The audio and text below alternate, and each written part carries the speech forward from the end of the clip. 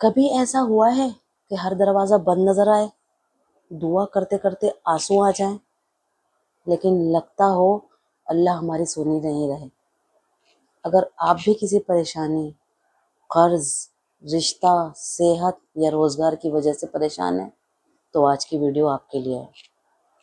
آج ہم بات کریں گے 2 رکعت نفل نماز پڑھ کر اپنی حاجت اللہ کے سامنے رکھنے کا طریقہ اور دعا کے بارے میں، اور یہ بھی جانیں گے کہ اس نماز کا وقت، طریقہ، اصول کیا ہے، اور کون سی باتیں ضروری ہیں اور کن باتوں کو نہیں کرنا ہے۔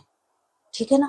ویڈیو کو آخر تک ضرور دیکھیے گا، کیونکہ آخر میں ایک ایسی دعا میں آپ سے شیئر کروں گی جو رسول اللہ صلی اللہ علیہ وسلم نے حاجت کے وقت پر صحابہ کو سکھائی تھی۔ یعنی کہ رسول اللہ صلی اللہ علیہ وسلم نے حاجت کے موقع پر صحابہ رضی اللہ عنہم مجمعین کو سکھائی تھی۔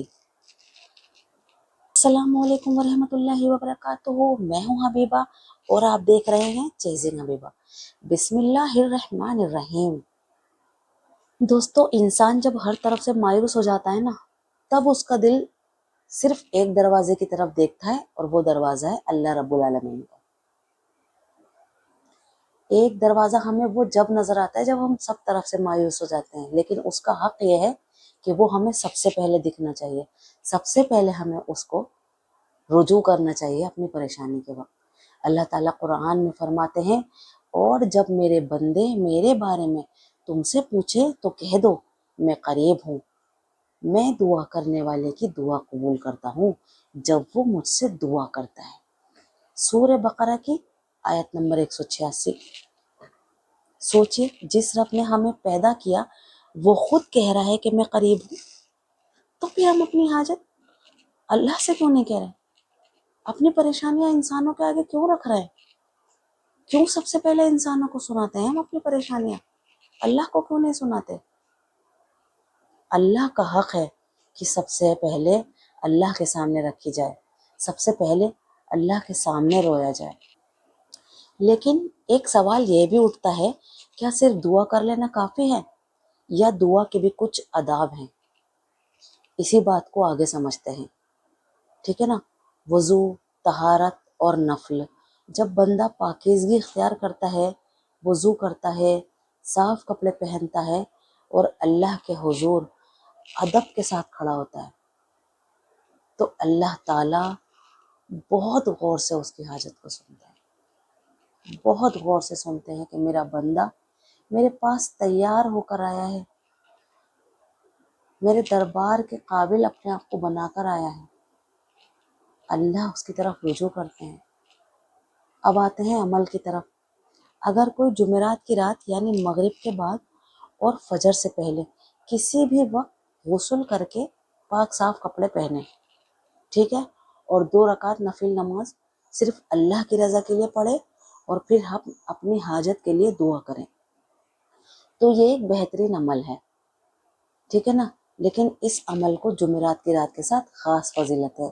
دوسرا اس کا طریقہ ہے، کسی بھی دن اگر آپ کو پڑھنی ہے اسے، تو آپ صبح کے وقت، میں نے یہ سنا ہے کہ اشراق کے وقت میں بھی پڑھنے کا اس کا ایک طریقہ آیا ہے کہ اس کو صبح اشراق میں آپ پڑھ سکتے ہیں، لیکن میں نے اس عمل کو خاص طور پر رات کے وقت میں کیا ہے۔ جب بھی کیا ہے میں نے اس کو رات میں کیا ہے۔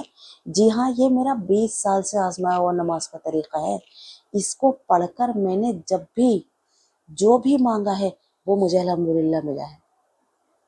پر کچھ دن سے میں اس عمل کو جو ہے نا بھولی ہوئی تھی۔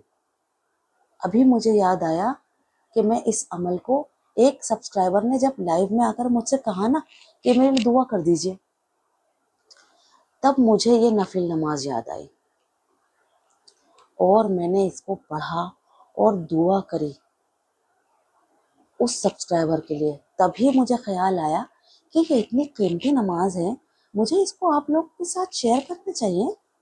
تو میں نے سوچا اس پر ایک ویڈیو بناتی ہوں، اور بہت ہی اچھی نماز ہے، ایک بار میں کام بن جاتا ہے اس نماز سے۔ اس نماز کو پڑھنے سے آپ کا انشاءاللہ ایک بار میں کام بن جائے گا۔ کچھ احادیث میں صلاۃ الحاجات کا ذکر ملتا ہے، اسی لیے علماء کی ایک بڑی تعداد یہ کہتی ہے کہ اگر کوئی اللہ کی طرف متوجہ ہو کر 2 رکعت نفل نماز پڑھے اور اس کے بعد دعا کرے تو یہ جائز ہے۔ اللہ سے مانگنا ایک طریقہ ہے، یہ بھی مانگنے کا، اللہ تعالیٰ سے مانگنے کا ایک طریقہ ہے کہ ہم اللہ سے نفل نماز پڑھ کر اپنی دعائیں کریں اور اپنے کاموں کو بنوائیں، ٹھیک ہے۔ رسول اللہ صلی اللہ علیہ وسلم نے فرمایا کہ دعا عبادت ہے، یعنی کہ جب ہم اللہ کے بارگاہ میں دعا کرتے ہیں تو اللہ تعالیٰ ہماری دعا کو عبادت بنا دیتے ہیں۔ سبحان اللہ۔ سوچے، جب آپ اللہ سے بات کرتے ہیں تو وہ صرف دعا نہیں، عبادت بن جاتی ہے، اللہ اس کو عبادت بنا دیتے ہیں۔ ایک آپ کو مثال سناتی ہوں میں، دل کو چھونے والی مثال ہے کہ جب ایک بچہ اندھیرے کمرے میں سو رہا ہوتا ہے اور وہ سوتے سوتے ڈر جاتا ہے، جب وہ ڈر جاتا ہے تو وہ کیا کرتا ہے، وہ ایک دم سے اٹھتا ہے، اس کی آنکھ کھلتی ہے تو وہ کسی اور کو نہیں پکارتا، وہ اپنے ماں باپ کو پکارتا ہے، اپنے والدین کو پکارتا ہے۔ کیوں پکارتا ہے اپنے والدین کو؟ کیونکہ اسے یقین ہوتا ہے کہ میرے امی ابو سب سے پہلے دوڑ کر آئیں گے، بھاگ کر آئیں گے سب سے پہلے۔ ہمیں اللہ پر اس بچے جیسا یقین کرنا ہے کہ جب بھی ہم پکاریں گے ہمارا اللہ فوراً کہے گا کہ ہاں میرے بندے، بتا تو مجھ سے کیا چاہتا ہے، ہاں میرے بندے میں حاضر ہوں۔ ایک واقعہ اور مجھے یاد آ گیا، میں آپ کے ساتھ اس کو شیئر کرنا چاہوں گی۔ ایک واقعہ ہے کہ ایک صاحب جو ہیں انہوں نے بت بنا رکھا تھا، مٹی کا ایک بت بنایا اور اس کا نام رکھا صنم، اس کا نام رکھا صنم۔ اور صبح شام اٹھتے بیٹھتے یا صنم یا صنم یا صنم یا صنم کرتے رہتا تھا۔ وہ اس بت کو ہمیشہ پکارتا رہتا تھا، یا صنم یا صنم، اے صنم یا صنم یا صنم اے صنم۔ ایک دن غلطی سے اس کے منہ سے نکل گیا یا صمد، اللہ کا نام ہے نا اللہ الصمد، اللہ صمد ہے نا، اس کے منہ سے غلطی سے نکل گیا یا صمد، تو اللہ فوراً کہتا ہے ہاں میرے بندے بول تجھے مجھ سے کیا چاہیے۔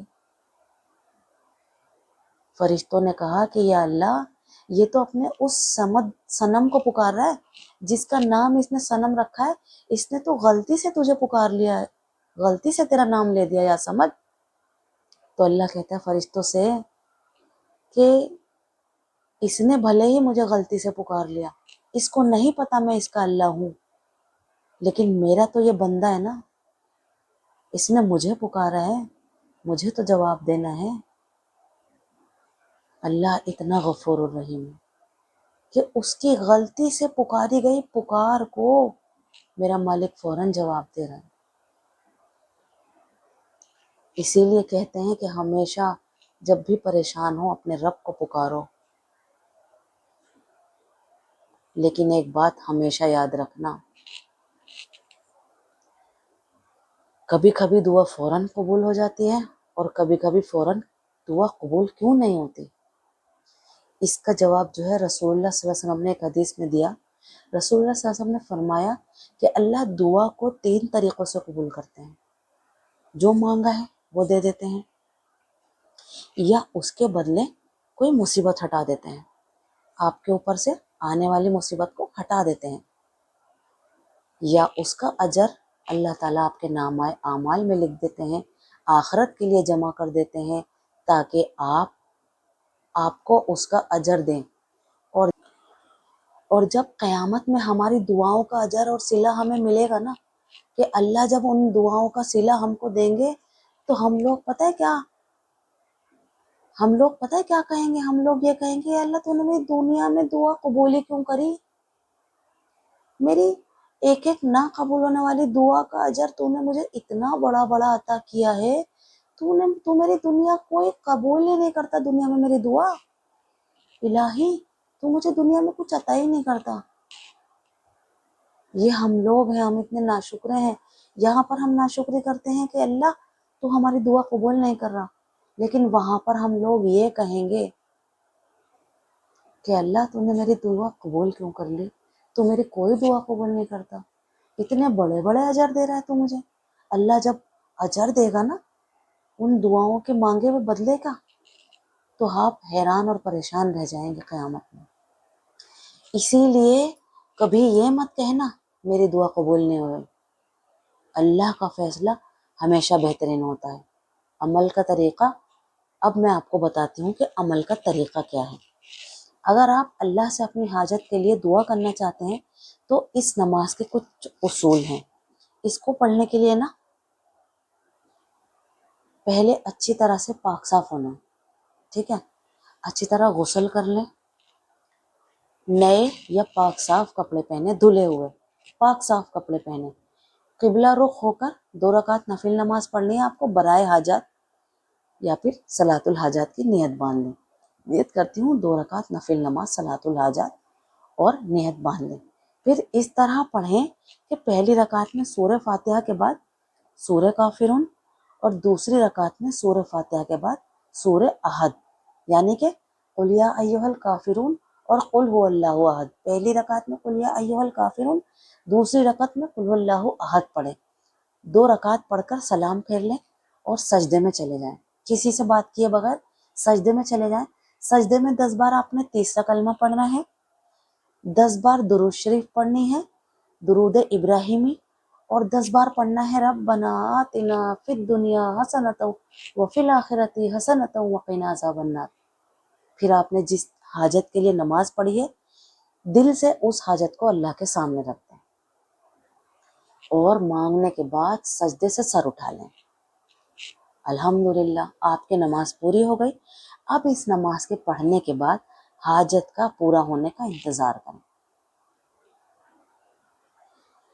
حاجت پوری ہو جائے گی انشاءاللہ، اور اگر نہیں ہو تو مایوس نہ ہو، دوبارہ پھر سے پڑھیے، انشاءاللہ آپ کا کام بن جائے گا۔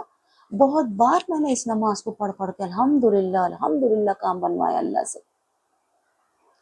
یہ حاجت کی نماز اتنی اچھی ہے کہ آپ دل کو سکون ملے گا خود پڑھنے کے بعد۔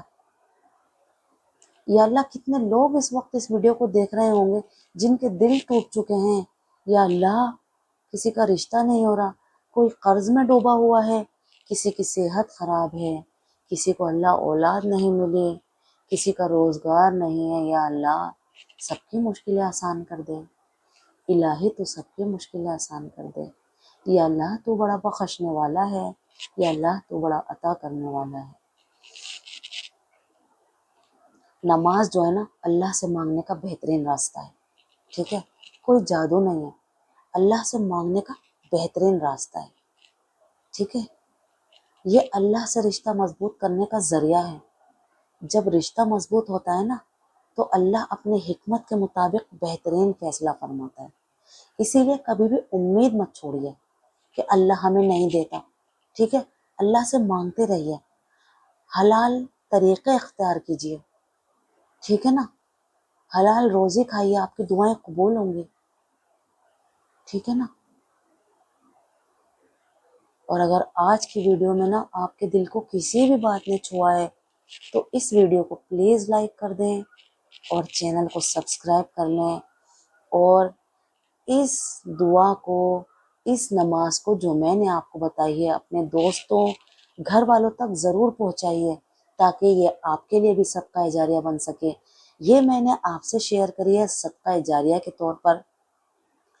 آئیے دعا کرتے ہیں کہ اللہ ہمارے گناہوں کو معاف فرما دیں، ہماری جائز حاجتیں پوری فرما دیں، اور ہمارے دلوں کو سکون عطا فرما دیں، ہماری دعاؤں کو قبول فرما لیں، اور ہمیشہ ہمیں اپنی اطاعت اور سنت کے مطابق عمل کرنے کی توفیق عطا فرمائے، آمین۔ اللہ تعالیٰ کہنے سننے سے زیادہ عمل کی توفیق عطا فرمائے، آمین ثم آمین۔ ملتے ہیں پھر کسی نئے ویڈیو میں کسی نئے ٹاپک کے ساتھ، تب تک کے لیے السلام علیکم ورحمۃ اللہ وبرکاتہ۔ اللہ حافظ۔